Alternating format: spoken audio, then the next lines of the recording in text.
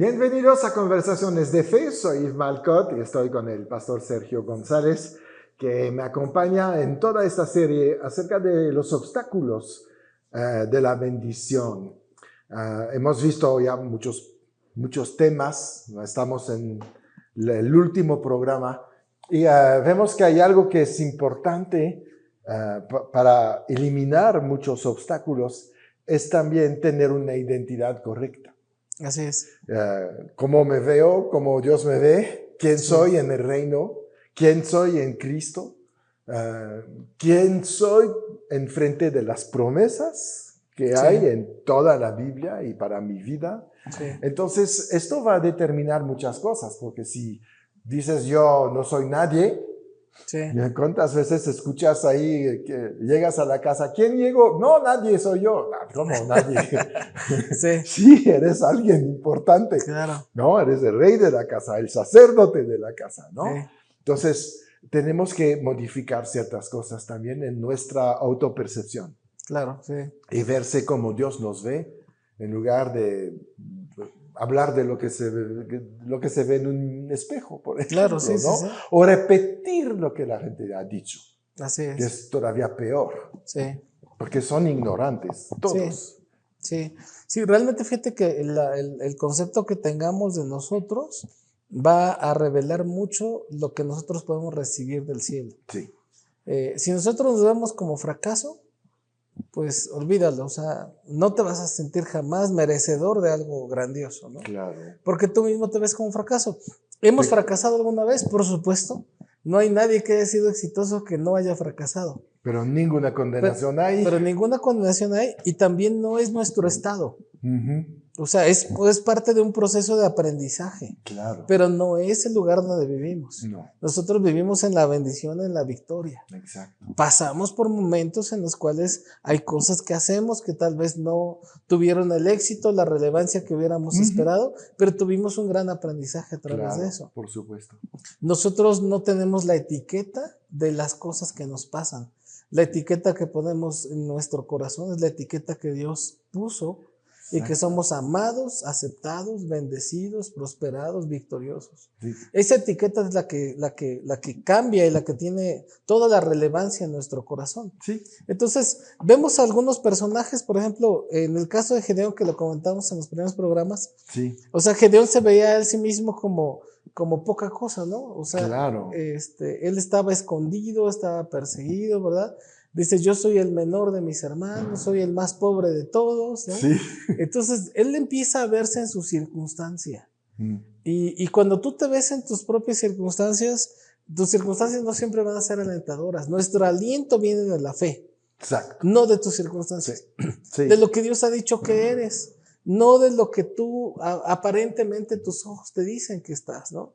Vemos en muchos ejemplos Eliseo cuando le pide a Dios que abra los ojos de su siervo, ¿no? Sí. Para que vea todo el ejército de ángeles, ¿no? Que está apoyándolos. Sí. Cuando ves, por ejemplo, que Andrés va con Jesús y dice, mira, aquí traen peces y panes, que si sirven de algo, ¿ah? Sí. O sea, esa muestra de fe hace una multiplicación enorme cuando dejas de verte a ti como poca cosa. Exacto. Y te ves como una herramienta útil en la obra de Dios. Y ve quién es Dios, porque lo de Andrés es tremendo, Sí. porque sabía que no servía de nada lo que traía, pero seguro su pensamiento, ahora si se lo doy a él, algo va a suceder. Algo va a pasar, sí. Exacto.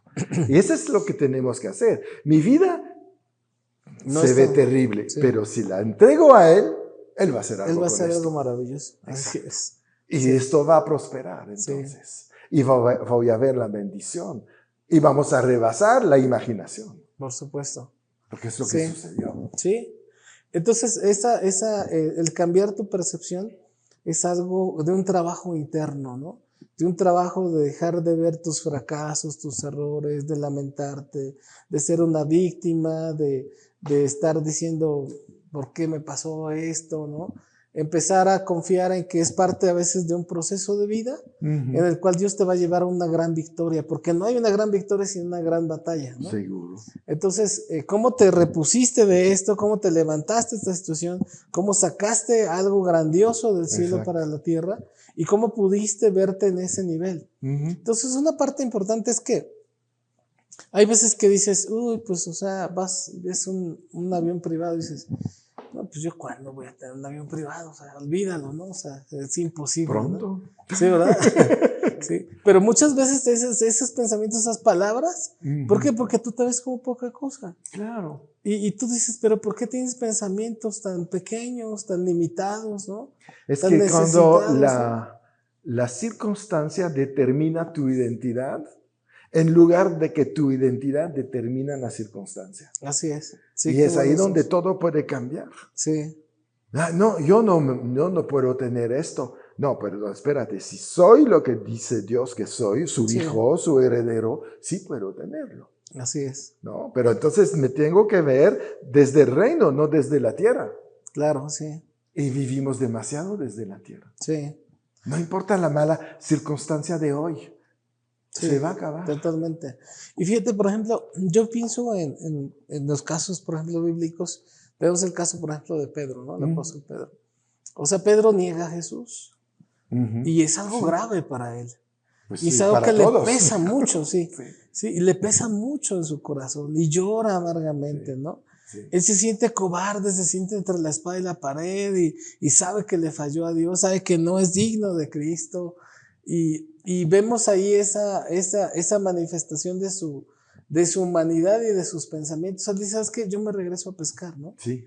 Yo me regreso a pescar. Pero cuando vemos en el ejemplo que hay registrado, ¿no? Porque algunos dicen que hubo un encuentro antes. Ujú. Pero en el ejemplo que está registrado en la escritura, cuando se encuentra con Jesús, Sí. él está en la barca y en lugar de decir, ay, otra vez está Jesús, qué vergüenza, ¿no? Sí, no, No, él se lanza al agua para llegar lo más rápido con Jesús, porque tiene muy claro que si alguien lo va a restaurar, que si alguien le va a dar gracias a Jesús. Sí, claro. Y eso es algo que debe de permearse en la iglesia, es decir, si en un lugar voy a ser bienvenido, puede ser en la iglesia.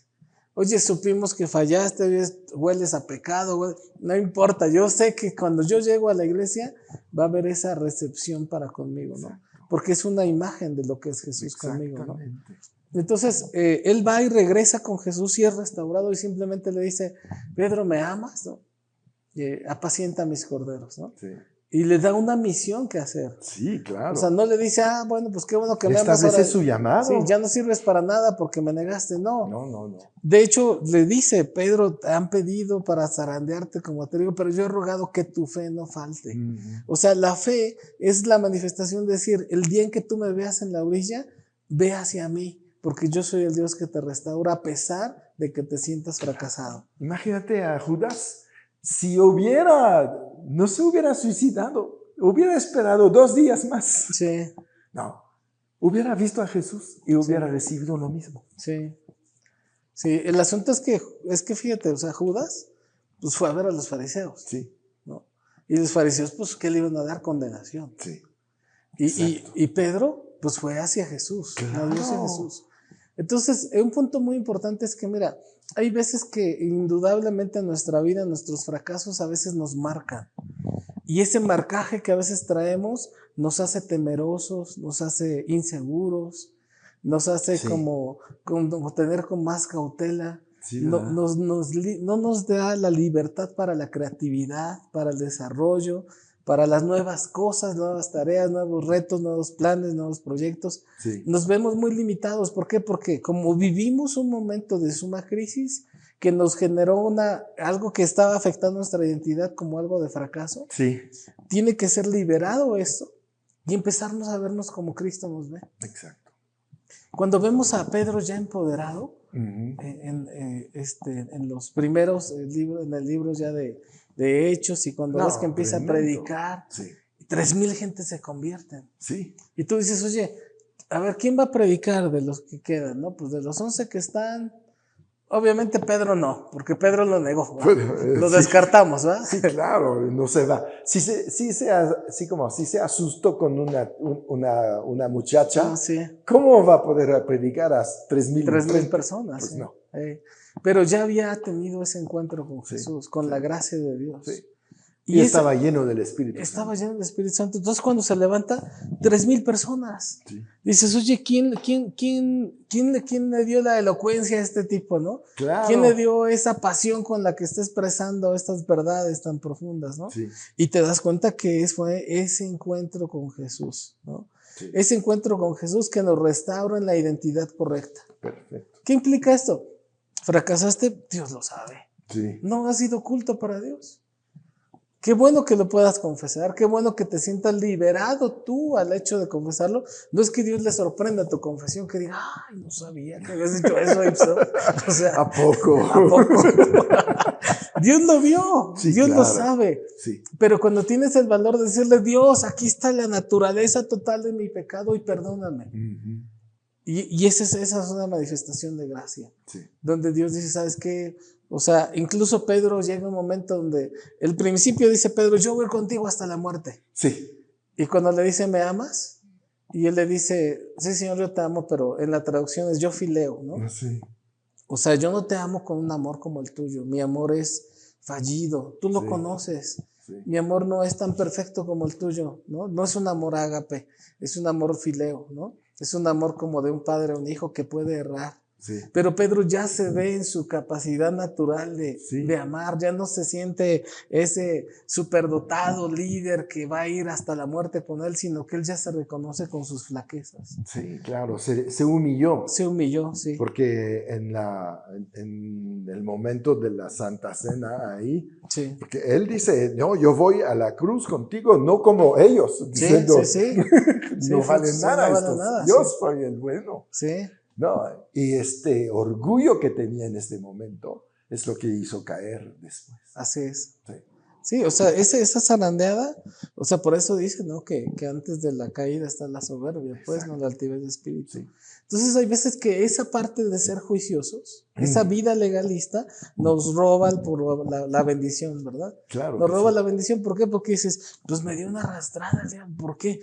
Pues porque yo andaba criticando a aquel brother, claro. que mira, que yo soy mejor y que yo soy muy bueno y que yo nunca caigo, y cuerda, ¿no? Boom. Pareciera como si el orgullo es como sangre en una piscina de tiburones, ¿no? Sí. Van y te van a querer devorar. Exacto. Y van a despedazarte si tú no regresas a ese punto de humildad de decir, soy un hombre que en lo natural fallo. Sí.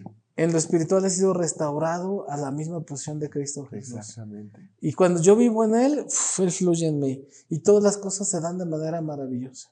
Y también hay este punto donde el orgullo es usado por Satanás, que por eso muchas veces la iglesia no prospera, es la murmuración que hay adentro sobre los líderes. Sí. Y ahí no es que a veces estás hablando mal, pero te unes con los que hablan mal. Sí. Y participas de esto. En lugar de defender el ungido, por ejemplo, te metes en la murmuración por una razón cual sea, un desacuerdo. Sí. Hay tantas razones.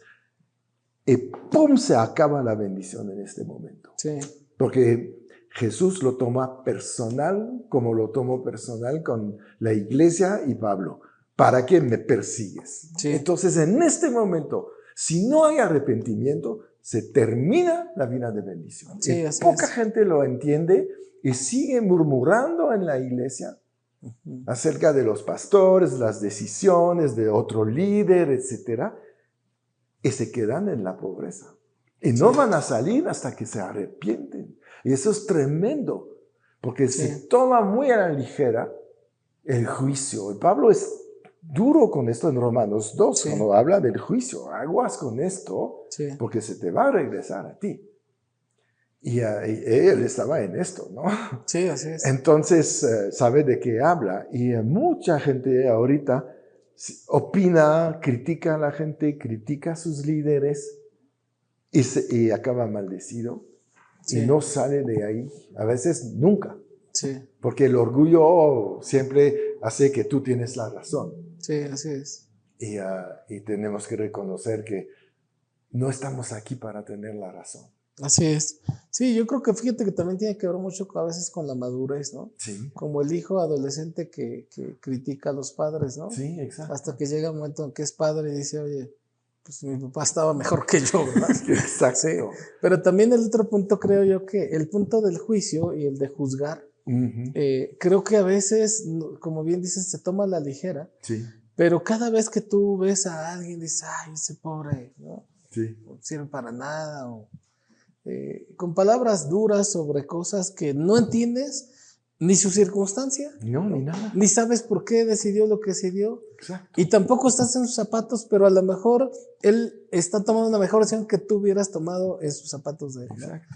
Entonces creo que ahí es donde tenemos que tener ese detenimiento para poder hablar con prudencia, ¿no? Claro, porque a lo mejor esa decisión que no te gusta es la que te va a bendecir. Así es, sí, Y todavía no sabes el fin de todo esto. sí. Entonces tenemos que cuidar muchísimo realmente esta parte del juicio que es un gran obstáculo de la bendición. Sí, sí, la manera en la que nosotros hablamos de las personas, cómo nos dirigimos, ¿no?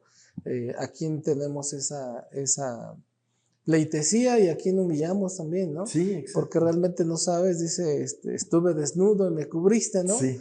Y no sabes exactamente a quién estás ayudando. Claro. Pero realmente ese es el corazón del creyente. Entonces, un punto de lo que estábamos, regresando un poquito, el concepto que tengamos, Sí. es lo que va a determinar mucho eso. Pedro fue restaurado en su concepto, ¿no? De lo que él estaba haciendo, de lo que él estaba pensando, ¿no? Cómo fue restaurado a ser un cuidador de las ovejas, ¿no? Sí, Vemos que Gedeón, desde el punto de vista de Dios, es: yo soy el varón esforzado y valiente, ¿no? Sí. Así lo ve Dios, y así como nos ve Dios es lo que tenemos que empezar a ver, ¿no? Y personas que vivieron también en las promesas de Dios, por ejemplo, Josué y Caleb, ¿no? Claro. O sea, es una historia también tremenda de cómo 12 de los espías, ¿verdad? 10 de ellos decían, no podemos entrar. Sí. Y te vamos a apedrear si dices lo contrario, ¿verdad? Sí. Normalmente una persona que vive una vida en bendición, también muchas veces empieza con persecución. Claro. Sí, porque es criticado. Sí. Es criticado. Envidiado. Es envidiado. Alguien que dice, oye, sí se puede, prepárate, porque va a haber gente que te va a tirar mucho hate, ¿no? Sí. Que te va a tirar envidia porque se siente retado, pues, en sus propias mediocridades. Claro. Pero finalmente ellos, como bien dice la palabra, ellos dice, vino un espíritu diferente en ellos, ¿no? Sí. Y ese espíritu fue que tú sí entras a la tierra prometida. Claro. Y no vas a entrar ahí todo viejito para nada más verla y morir, no, vas a entrar a conquistar. Exacto. Y ves que Caleb dice, yo tengo la misma fuerza de hace 40 años y déjenme aquel monte porque yo lo voy a conquistar. Exacto. Esa es la actitud de una persona que cree. Sí. Sí. Una actitud de conquista, una actitud de más que vencedor, una actitud de creo en un Dios poderoso que me ha librado y me seguirá haciendo. Claro. Y eso se manifiesta en todas las áreas, ¿no? Y la promesa no envejece, entonces tú tampoco. Así es. Por eso estás tan fuerte. Sí. ¿No? Sí. Y vemos también, por ejemplo, el caso de la viuda de Sarepta, ¿no? Que pues dio primero, ¿verdad? Creyó. Sí. Y finalmente recibe, ¿no? Obedece y ve que la harina y el aceite nunca le faltan, ¿no? Exacto. Es interesante porque, por ejemplo, ahí, no sé si te acordarás cuando le dice, vas a hacer esto, pero primero dame comer a mí primero, ¿no? Sí. Elías no tenía problema en decir, tienes que honrar al ungido de Dios. Exacto. A veces nosotros somos medios tibios en eso, pero realmente Dios nos ha dado esa unción de Dios, ¿no? Para proclamar su palabra. Y él va y dice, primero me das de comer a mí. Y empieza a recibir abundantemente el aceite y la harina y no se escasea, ¿verdad? Sí. Y vemos como en esos pasajes, junto con N número de pasajes, podemos ver que la persona que se entrega a Dios, que le sirve a Dios, que cree en Dios y que se ve a sí misma como bendecida, camina en las promesas, ¿no? Claro. Cree en eso. Dice, oye, pero ¿por qué diste tanto? Porque le creo a Dios. Exactamente. Oye, ¿por qué estás haciendo eso? Porque le creo a Dios. Oye, ¿por qué sigues en esa obra de esto? Pues porque yo le creo a Dios. Exacto. No sé, oye, pero ¿y la cosecha?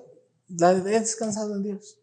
Dios sabe el momento y las circunstancias. Mientras Dios no me cambie el plan, yo sigo haciendo lo que Él me mandó. Así debe ser.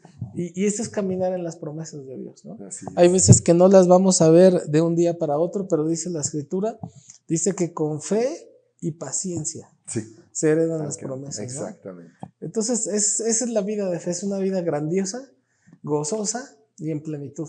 Y eliminamos todo obstáculo Todo a la obstáculo. bendición. Muy Así bien, es. pastor. ¿Qué te parece si cerramos esto con una oración? Muy bien, claro que sí. Ok, Padre, te doy gracias, Dios, por todos los que hoy nos están escuchando, Dios, porque sé que el día que lo escuchen, Señor Dios, tocarás tú su alma, su corazón, Dios. Serán movidos, Dios, a hacer esos cambios, a marcar esa transformación poderosa en sus vidas. Y tú seguirás obrando, Dios, poderosamente en ellos, Dios, que tú toques sus corazones y ellos puedan arrepentirse, cambiar su manera de pensar, de hablar, de sentir, que se vivan ellos, vean en Cristo Jesús, que quiten su experiencia personal y pongan la experiencia victoriosa de Cristo en ellos. Te doy gracias, Dios, por este ministerio, por toda la prosperidad que ya nos has dado. En el nombre de Jesús, amén y amén. Amén. Muy bien, nos despedimos de ustedes, pero recuerden, suscríbanse al canal, comparten estas enseñanzas y que no se les olvide, siempre en victoria.